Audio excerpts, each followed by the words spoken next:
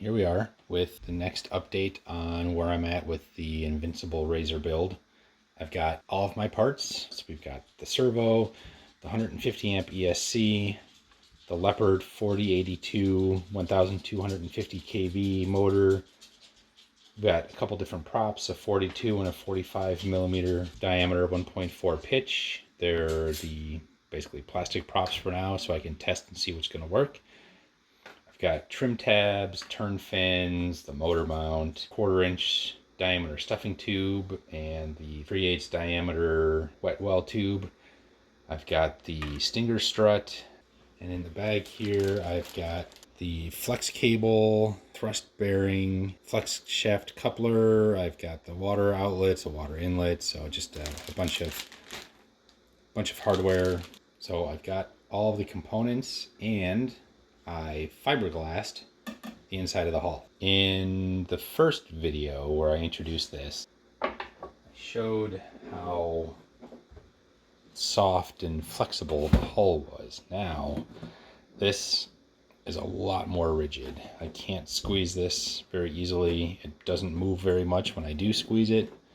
And all the way down, it really increased the stiffness. I've now got the whole inside is glassed all the way up into the bow. I put 2 layers of fiberglass on the transom, so this is significantly reinforced.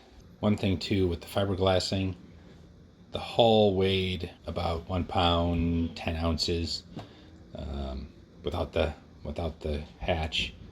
With the fiberglassing, it basically gained a pound. It did add some weight, but I think the trade-off was worth it, as this is now significantly stronger. So the fiberglassing went okay. I made a mistake on the first round and basically had to peel out a section of fiberglass. So now that I've got it all fiberglassed, it's ready to start figuring out where the components are going to lay in. First thing is, find the center of gravity, or the theoretical center of gravity. Get the hardware on the back, at least temporarily, just to put the weight on the back where it belongs.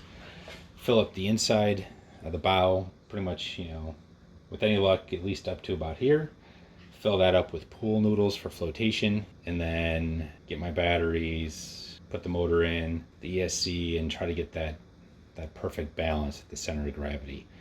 Which again, on a monohull, your CFG is 25 to 30% of the length of the hull. So I'll put the parts in, start moving things around, figure out where the batteries are going to sit, and then I can start getting stuff mounted up. So next video, hopefully I'll have the motor and stuffing tubes at least mounted and a couple components in place. So look for that hopefully shortly.